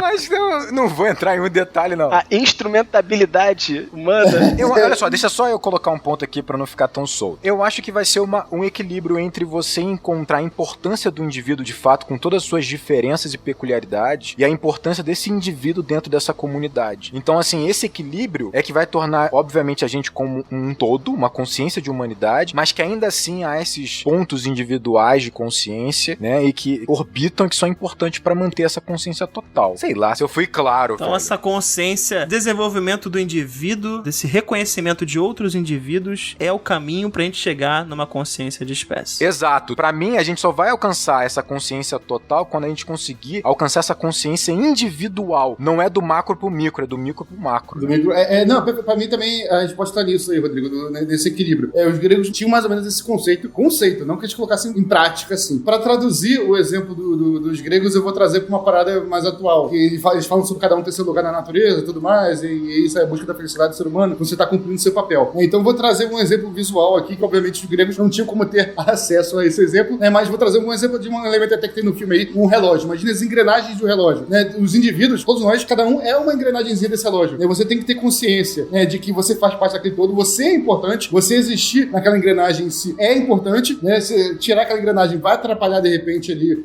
o todo, então você tem que se valorizar como indivíduo, né? Mas ao mesmo tempo se você crescer demais, se você encolher demais, se você ficar desajustado aquele todo, né, você perde a sua função, não se encaixa mais perfeitamente naquela estrutura. Então é isso, a resposta aí do Daniel pediu, que os gregos deram ao Daniel, é você buscar esse equilíbrio entre a valorização do indivíduo, né, e encontro daquele indivíduo com seu local na sociedade, com o seu pertencimento, né, à humanidade. E parece que foi isso que não ocorreu na Terra, né? Parece que a gente perdeu o planeta por causa disso, e o planeta se torna hostil. Não, nunca aconteceu. Até hoje a gente não consegue fazer isso. Até hoje a gente não consegue. Nem na vida real, nem no filme. E o planeta naturalmente se torna hostil. Exatamente. Tal como a natureza, né? Que o Dr. May vai falar que, tipo, a natureza, ela pode ser má, né? Tipo, mas ela não é má. Quando o tigre mata lá a gazela pra se alimentar, ele não tá sendo mal, né? Ele tá sendo a natureza, simplesmente, né? E a Terra faz isso com a gente, né? Simplesmente se torna hostil pra nós, como aqueles outros planetas podem ser hostis também. O engraçado que o Daniel falou que quando viu o Matt Damon, ele tomou um susto, assim. Eu acho muito interessante a escolha dele, né? Porque a gente chegou a comentar em Set Chicago que a gente muitas vezes escolhe um ator pra um papel por conta da bagagem de personagem que ele já tem, né? Por conta que ele traz. E o Matt Damon é perfeito pra isso, porque ele traz credibilidade, ele traz inteligência, né? Muito rápido. Ele é imediatamente confiável. Você olha pra cara dele, você fala, eu confio nesse cara. Exatamente, ele é imediatamente confiável, exatamente. Então você imediatamente confia nele, e ele é um baita de um covarde, cara. Tipo, isso é muito bom, né? Ele é um gênio indomável. Ele é o gênio indomável, exatamente. O gênio indomável é confiável, inteligente, genial, não covarde, né?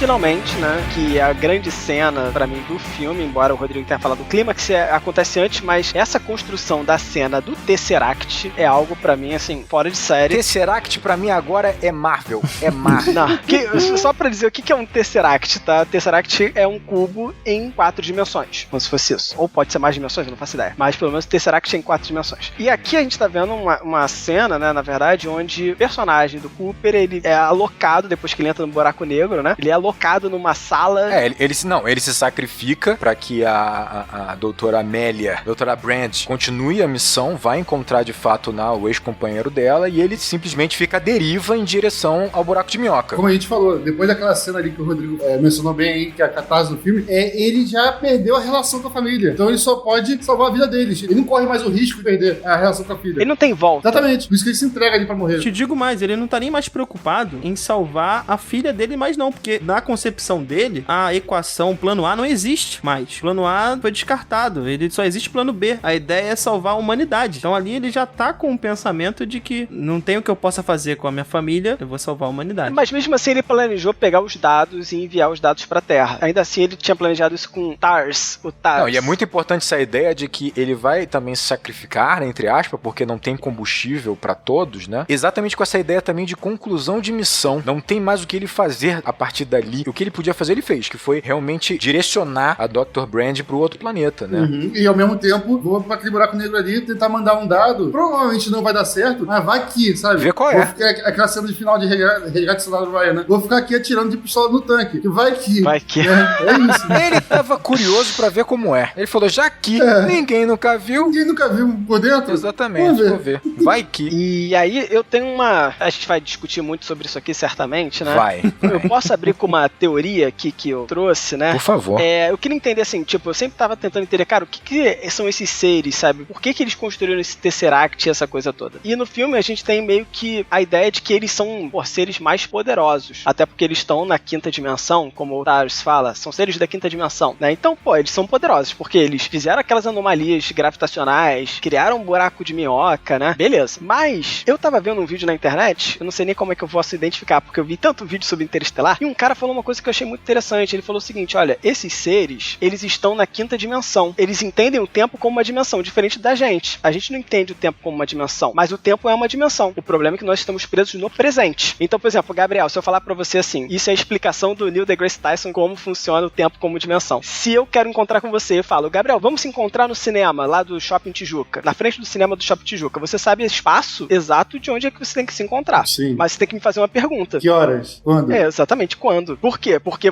eu não estou lá nesse momento, você não está lá nesse momento. Em algum momento nós vamos estar lá, nessa fatia da dimensão do tempo. O problema é que nós estamos presos no presente. Enquanto esses seres do Book, eles veem o tempo como uma dimensão. Eles têm todo o espaço ali do tempo ao mesmo tempo, digamos assim. E isso é interessante porque, ao mesmo tempo que a gente pode pensar, cara, beleza, eles são seres poderosos, não entender o tempo como uma prisão pode ser um fato... Pode ser tão aprisionante quanto. Né? Exatamente. Pode ser, na verdade, um problema. Porque eles querem entender qual é o momento exato para enviar a mensagem para Murphy. De tal forma que a Murphy desvende o mistério. Mas eles não têm como. Porque descobrir o momento exato é como você procurar um grão de areia na praia para eles. Porque eles só entendem o tempo como espaço. Eles têm acesso, a gente só tem acesso ao presente, à dimensão tempo. Eles têm acesso a toda a dimensão tempo, desde a origem do universo até o final do universo. Então não tem como ele encontrar onde é o presente, o tempo. E não só isso, eles não têm relação nenhuma com esses momentos, não uma relação tão íntima. Exato. Eles não criaram essa relação. E é dessa relação que faz um presente ser tão importante pra gente. O momento ser tão importante. Porque nosso tempo com uma pessoa é a coisa mais importante que a gente tem com ela. E isso faz com que o pai da menina saiba qual é o momento de passar a mensagem. É o tal lance do amor lá que ele fala, que é o lance do amor. O amor faz ele encontrar o tempo. Concordo com a forma expositiva que é feita ali, escrito nas linhas de diálogo do roteiro, fica muito brega. Piegas, né? Piegas. Mas o conceito em si é muito bom. E no Tesseract é maravilhoso como ele consegue resumir isso visualmente, né? É incrível. Exatamente. Quando você para e pensa, beleza, agora vamos rever a frase da Dr. Brand. Ela fala exatamente isso. Talvez o amor signifique algo mais, algo que ainda não podemos entender. Talvez seja alguma evidência, algum artefato de uma dimensão superior que não podemos perceber conscientemente. Sou atraído por todo o universo por alguém que não vejo há uma década, que sei que provavelmente está morto. O amor é a única coisa que somos capazes de perceber que transcende as dimensões do tempo e espaço. Uma fala poderosa, é poderoso. É como se o amor fosse um fio que conecta ele a esses momentos e ele consegue puxar esse fio pra ir até esse momento que ele quer escolher. Eu acho até o inverso, Rodrigo. A gente só cria o amor porque a gente tá preso no tempo. Não, claro.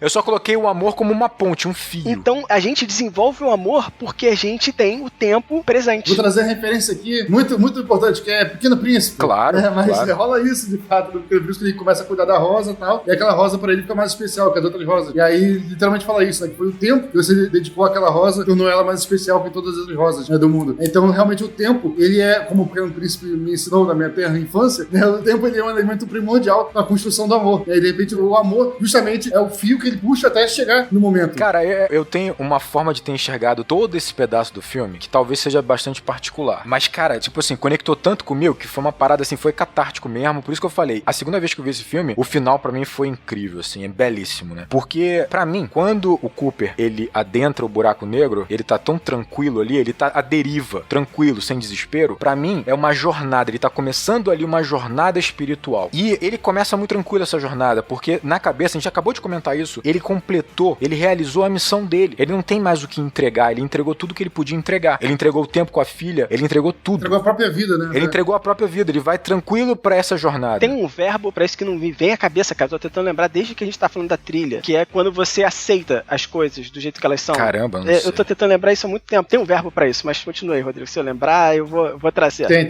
Até o final do programa. Resignação. Resignação.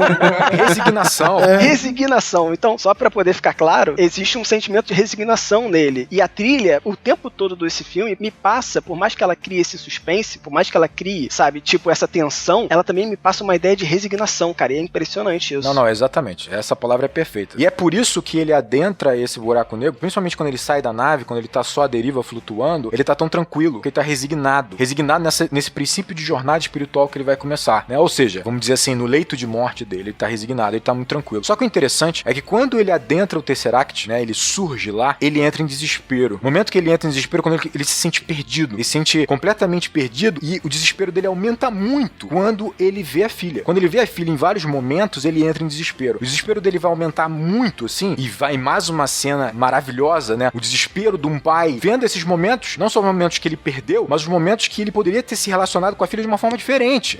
O desespero por tentar, de alguma forma, ver aquele passado que poderia ter sido diferente para que o futuro dele fosse diferente, né? Ali ele entra em desespero. E isso tem uma teoria muito interessante, tem uma relação muito interessante com uma filosofia espiritual, que quando você desencarna, quando você morre, o seu espírito tende a estar confuso. Você carrega muitas emoções, muitos sentimentos, né? Tá aí os elos, né? São essas emoções e você entra em desespero, né? E você fica loucamente procurando por momentos para que você se agarre a esses momentos como se a sua vida continuasse. O momento para mim, assim, eu fiquei desesperado ali junto com ele quando ele vê ele entrando no quarto para falar com a filha e ele fica desesperado, gritando pra não deixa ele sair, como se aquilo tudo pudesse mudar o momento que ele está agora, o futuro que ele teve, né? Isso é muito poderoso, porque por que o Tesseract é uma comunhão de momentos da Murphy? Por que essa relação tão intrínseca entre os dois? É óbvio, você tem o amor, como diz o Nolan, ele transcende, né, espaço e tempo, mas pra filosofia espiritual, o amor, como outras emoções, transcendem o material e o espiritual. Ele tá conectado, ele tá amarrado à filha, mas não é só por amor, esse é o detalhe, é por mágoa, apego. Ele tem algo inacabado com ela, exatamente. O que tá inacabado, principalmente pra filha, gerou mágoa, apego, dor, sofrimento. Então eles estão conectados por isso. Isso gera nele também um desespero, né? Tipo, ele precisa se livrar disso pra ele poder, de fato, ascender. Tanto é que o Tesseract é escuro, né? E ele fica nesse desespero. Quando é que ele consegue, de fato, entender o propósito daquilo ali que tá acontecendo? Quando ele consegue entender que ele tem que sair desse sofrimento. É quando ele recebe, por meio do robô, desses seres, vamos dizer assim, mais evoluídos, que na minha concepção são, de fato, espíritos de pessoas que estão num estado, num momento de maior evolução, que dá pra ele essa missão de se comunicar com a filha. Só que mais importante do que ele comunicar uma teoria, comunicar um cálculo, um número, uma resposta para aquele teorema, é ele conseguir demonstrar pra filha que ele não só a ama, como ele não a abandonou. Quando ele consegue fazer isso, ele consegue finalmente romper esses laços de sofrimento. É quando ela entende que ela sempre foi amada, entende que ele não a abandonou, e quando ela corre pra fora da casa e abraça o irmão e fala, eu finalmente entendi. Nesse momento, o apego, a dor se desmancha. É, quando o Tesseract se começa a se desmanchar mesmo, né? Ele Exatamente. É quando ele sai e vai pra um outro momento, um outro patamar espiritual. Porra, esse momento pra mim, tipo assim, eu tava destruído emocionalmente. O cara chorando, cara,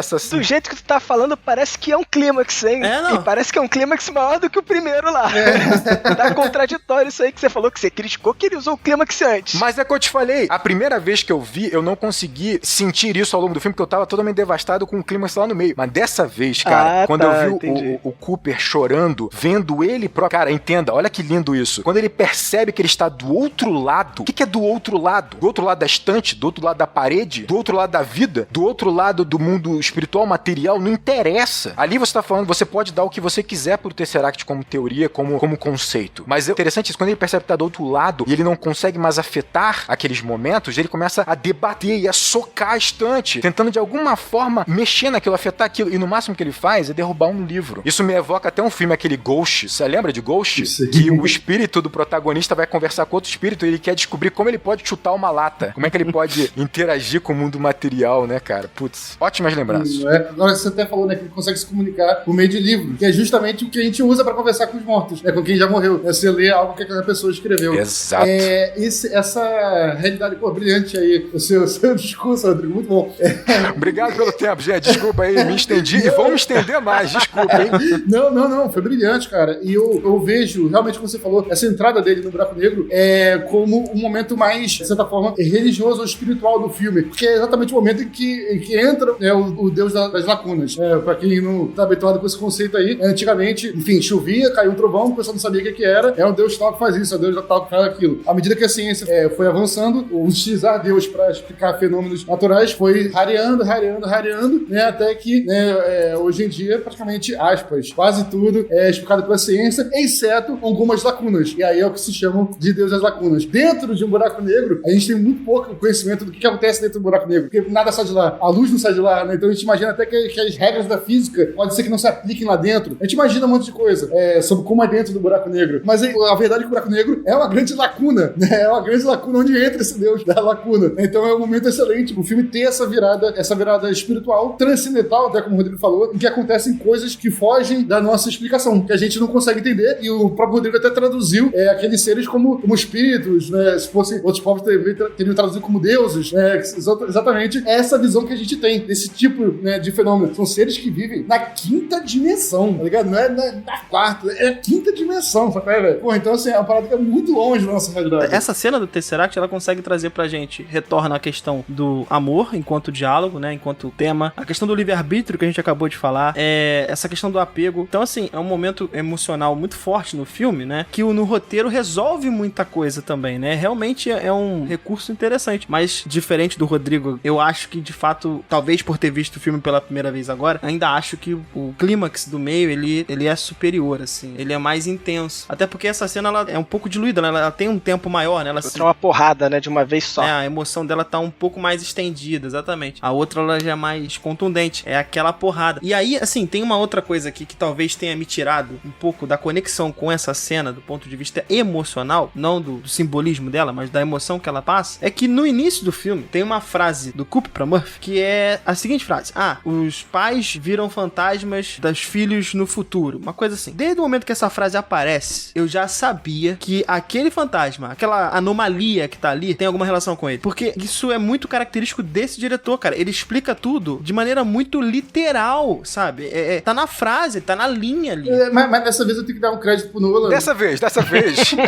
Não, assim, realmente, ele explica tudo de forma muito literal. Mas esse simbolismo dele entregou a vida, que ele ali era um momento quase como o Rodrigo definiu, um momento pós-morte dele ali. Tanto que ele é visto até como um fantasma pela filha. Metaforicamente, ele tá morto naquele momento. O Nolan chama ele de fantasma e ainda assim, eu não vejo, a maioria das pessoas não pegou isso. Tem que dar o braço a torcer pro Nolan. Não, e ele utiliza uma linguagem científica, basicamente, né? Uma linguagem absolutamente, um método científico pra passar a informação. Então, é uma conjuntura aí do espiritual com o científico que realmente se casa aí no final do filme. Cara, mas eu acho que isso é um movimento natural de ficção científica, principalmente quando ela é mais espacial, porque foi o que o Gabriel falou. Essas lacunas evocam o espiritual e o transcendental. É natural esses filmes tocarem nisso de alguma forma, né? Solares, gravidade, eles sempre tocam nisso. Eu acho que esse momento Tesseract, eu acho que tem ali o ápice do Nolan, e talvez essas linhas do roteiro tenham a ver com o irmão também, porque o Nolan, nesse momento, ele consegue passar tudo o que ele tem que passar de uma maneira incrível. Como ele resume e como ele comunica com esse Tesseract é absurdamente lindo e comunicativo, né? É incrível a forma como ele consegue pegar o tempo como dimensão e colocar pra gente, né? Isso já e ao mesmo tempo é o momento mais subjetivo do Nolan que eu vi, de todos os filmes. Mais subjetivo do Nolan. E tem mais uma coisa, quando você revisita aqueles momentos com o Cooper, eles reescrevem algumas cenas do início, eles complementam cenas do início também, como por exemplo, você vê finalmente a cena em que aquela espaçonave miniatura quebrou, o que a gente não viu no início do filme. No início do filme, ela surge na cozinha com a nave já quebrada, já destruída, e quando você volta pro final e você revive aquela cena com a menina dentro do quarto, você vê quando a navinha quebrou e você entende por quê. Isso é lindo demais, porque ele tá fazendo o que o próprio tempo faz como uma dimensão. Ele tá misturando o presente, passado e futuro dentro do cinema, dentro de um filme, dentro de uma imagem audiovisual. Dentro da ordem, da linha cronológica do filme, né? Exato, cara. Então assim, eu acho que talvez os diálogos de fato são muito positivos, e óbvio, ele aceita como diretor, mas tem a ver com algumas escolhas realmente para que todo mundo entenda o que tá sendo colocado, mas que o Nolan é um diretor que ele trabalha o visual como pouquíssimos de cinema é o visual, né, em prioridade. Putz, é absurdo, cara. Só a cena dele acoplando e depois entrando no buraco negro são duas cenas que você pode ficar observando, cara. Tudo é wallpaper. Esse filme é wallpaper atrás de wallpaper. Não,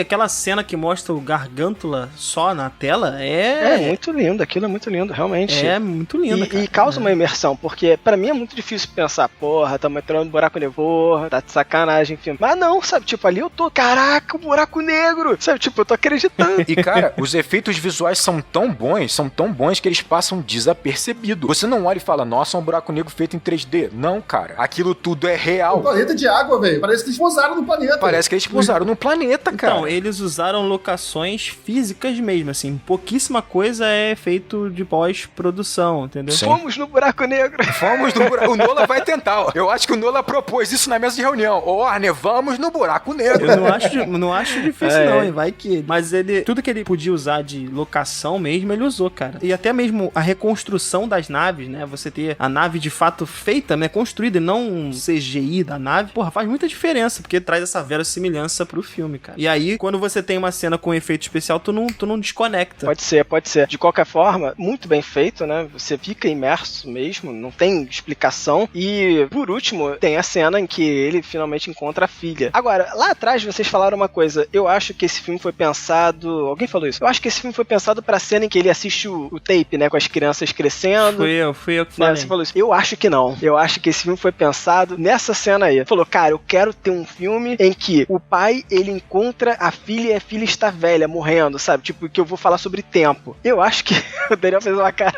Nossa, até me revirei aqui, mas vamos lá. Pra mim, hoje em dia, eu acho que, cara, o filme quer levar pra essa última cena sim. E ela não é, sabe, um excesso. Olha, o Rodrigo concordou comigo. Eu concordei. Não exatamente com o seu argumento, mas eu concordei com você. Não, porque eu acho assim, por mais que a outra cena seja mais forte, claro, é um clímax muito maior, isso aqui é o cinema, sabe? O pai vai encontrar com a filha está velha. Acabou, sabe? Isso aqui você fala, caraca, só que isso é possível, entendeu?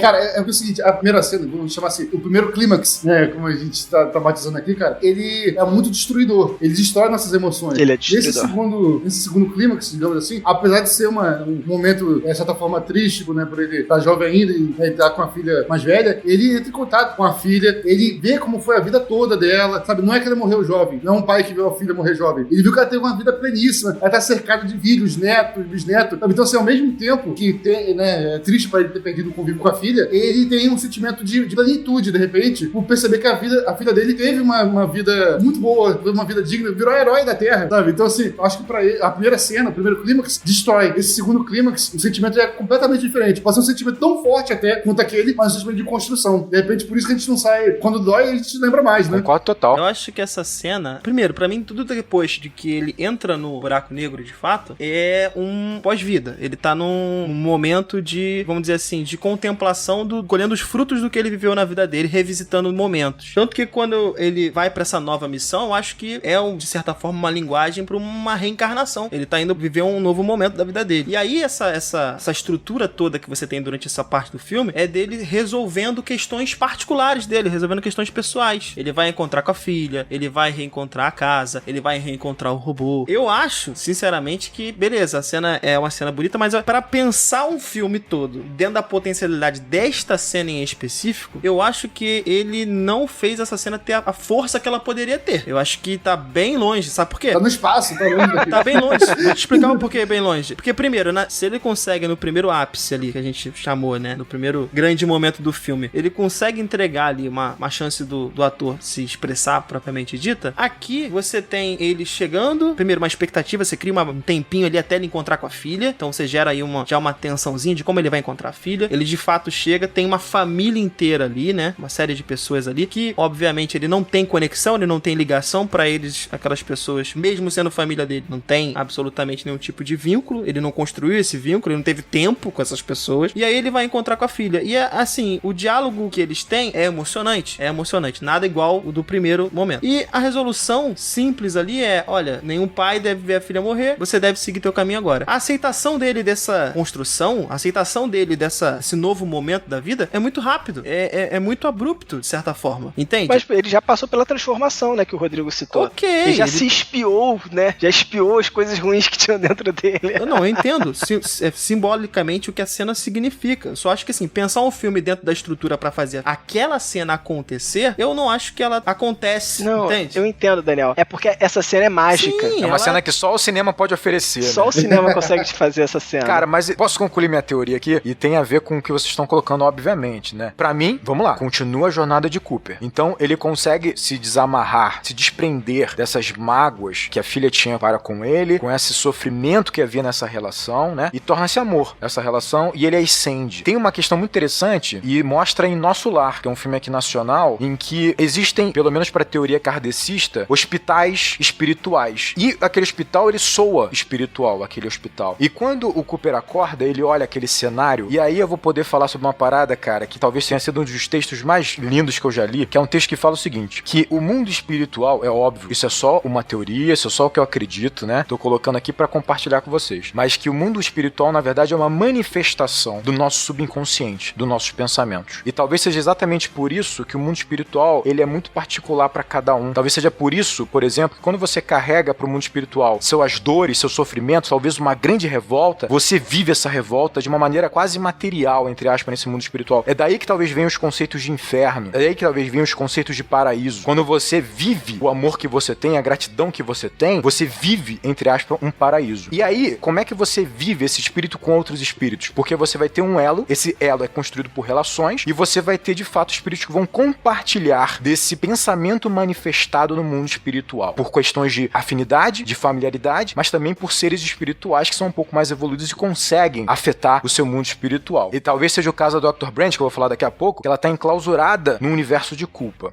O Cooper, ele vê um universo ali, que seria esse mundo construído em Saturno, que é muito familiar para ele. É interessante como o espírito recria, vamos dizer assim, um colega ali, um conhecido dele, um fã, recria a casa dele para que ele se sinta familiar. Porque na minha concepção, ele ainda está perdido, ele ainda num processo de aceitação dessa jornada espiritual. Ele, entre aspas, ele acabou de deixar de ser matéria, né? Ele tá perdido e ele estranha a casa tão limpa. Ah, então na sua teoria ele morreu, então. De fato ele morreu. Ele morreu, claro, é a jornada espiritual, ele morreu. O Rodrigo concordou comigo. Puta que pariu, maluco. E aquilo seria a visão particular do paraíso pra ele. Exatamente. Seria perfeito pra ele. Compartilhada com outros espíritos. Não digo perfeito, mas é o que tá no âmago dele. Tá no mais profundo dele. Independente se ele acha ideal ou não. É o que ele consegue manifestar dentro do estado que ele tá naquele momento. Então, quando ele encontra a casa que espíritos cuidaram pra ele se sentir mais familiar naquele lugar, naquele estado espiritual que ele tá, ele até estranha. Porque ele ainda tá num processo de aceitação, de um processo de encontro. Espíritos que até fala pra ele que estudou a vida dele do início ao fim. Cada detalhe da vida dele, né? Exatamente. Nós temos nossos guardiões lá, pelo menos eu acredito, né? E aí que começa, porque, por exemplo, eu vi um cara no YouTube criticando muito essa cena em que ele vai encontrar a filha, porque ele não interage com os familiares e porque, como o Daniel falou, é muito rápido a aceitação dele. Ali, pra mim, ele teve o merecimento, ele e a filha, deles poderem se despedir no leito de morte dela. Ela vai começar a jornada dela e ela teve a permissão de receber o espírito do pai para que eles pudessem ter uma última conversa. Ali não é mais uma questão de resolver mágoas ou traumas, ali é uma questão de despedida. Eles tiveram finalmente a despedida que eles nunca puderam ter. E o que eu acho belíssimo nesse momento é que, óbvio, ele não vai enxergar as pessoas que estão ali. Tem uma coisa muito interessante, que quando ele entra na sala, os familiares olham pra ele.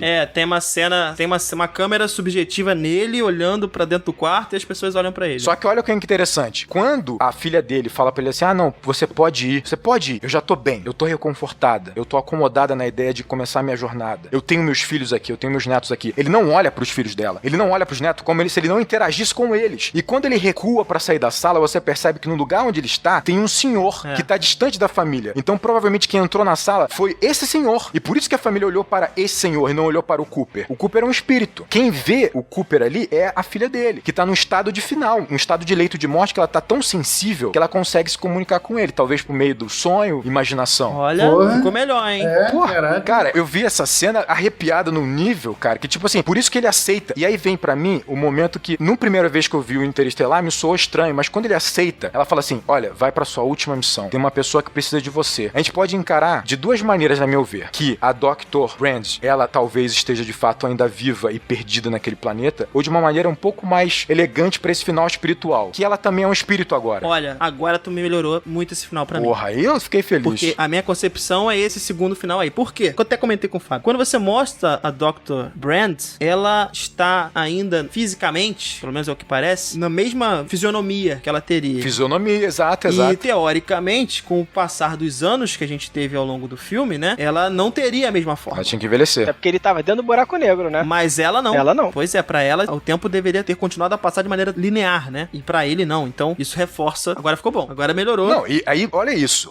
Aí ele tem uma última missão, porque agora ele ascendeu, ele vai ajudar espiritualmente. Ele tem uma companheira que tem elos com ele, que ela, na minha concepção, como eu falei, ela é um espírito agora, ela tá envolta de culpa por ter um companheiro ter sacrificado por ela, por ter falhado numa missão e por não ter encontrado o companheiro dela. Ela tá envolta de culpa, de mágoa, de revolta, e ela não sai daquele universo que ela criou espiritual pra ela. Caraca, e aí a montagem imagem tem eles tocando uma mão um do outro. Exatamente. Caraca, é sinistro. E sabe o que é interessante? Por que ele vai pegar uma nave e vai pra outra galáxia como se fosse outro bairro? Porque no mundo espiritual é assim que ele vai encontrar ela. É assim que pra ele vai alcançar ela. Porque na cabeça dele, ela está numa outra galáxia. E a maneira como ele vai alcançar ela é pegando uma nave e indo pra lá. Só que isso é o mundo espiritual. É como o tempo em quinta dimensão, em outra dimensão. O espaço não significa nada. E ele vai até lá pra resgatá-la. Pra ele ter o final de fato, a última missão dele, né? Que é tipo assim, tirar ela daquela clausura, talvez do tesseract dela de sofrimento. Isso explica por que eles tocam a mão um do outro, né? Porque, tipo, eles estão conectados. Eles estão conectados, exatamente, eles estão conectados. Gostei, Rodrigo. Cara, porra. esse filme, meu Deus. Melhorou pra mim.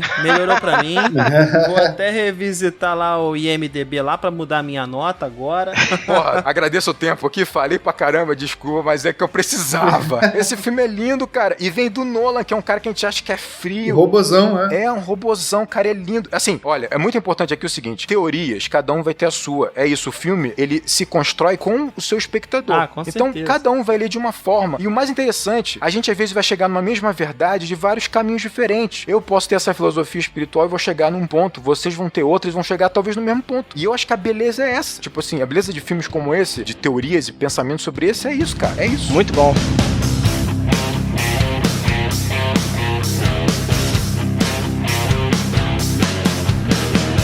E se você quiser mandar um feedback pra gente sobre toda essa loucura que a gente discutiu, todas essas teorias, todas essas análises, vocês podem fazer via o nosso Instagram, onde o Daniel, ele tá lá sempre 24 horas por dia olhando. E não faz nada da vida aí. 24 horas. É que o tempo é relativo, Daniel. O tempo é relativo.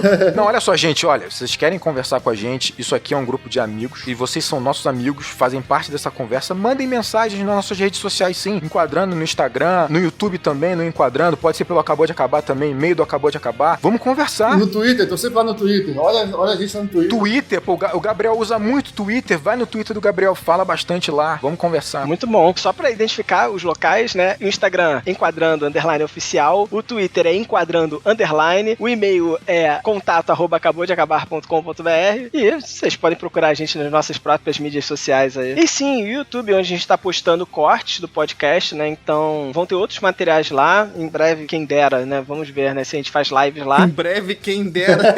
Em breve, quem dera passou confiança real, né? A rolar mesmo, hein? Ó, os cortes no YouTube, já me falaram isso de novo, que acham muito interessante, porque primeiro é mais rápido, né? Os cortes desse podcast a gente coloca lá no YouTube com imagens, então você vai ver tudo que a gente tá debatendo, vai estar tudo ilustrado com cenas do filme. Dizem que é muito legal, cara, ver essa discussão com as imagens. Você vai poder ver aí o buraco negro, a tarântula, a garganta, Tarântula. E pessoal, divulguem a palavra. Se você gostou desse podcast, se ele fez sentido pra você, se ele tocou em você em algum ponto, em algum momento, divulgue. Pra gente é muito importante, beleza? Nosso podcast tá crescendo. Ele chegou em 9º, né, nessa semana aí, né, na categoria ali do Spotify. Então a gente tá muito feliz com isso e a gente quer ver ele crescendo cada vez mais, tá bom? Então divulguem a palavra. É isso, por favor, é isso. gentileza. Por favor, a gente precisa realmente dessa divulgação para que a gente possa crescer, conversar com mais pessoas, para essa comunidade crescer. Podcast é boca a boca. É boca a boca, beleza? Então é isso. Boca a boca, exatamente. Então esse é um grande abraço. E bons filmes!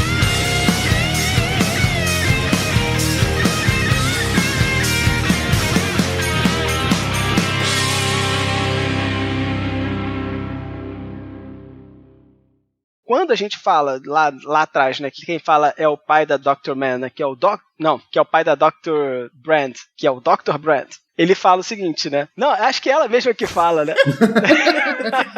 Isso ficou muito zoado, esse cara. Faz de novo. Vem de novo, Fábio. Vem de novo. Ficou muito estranho. Acho que é a Dr. Brand que fala.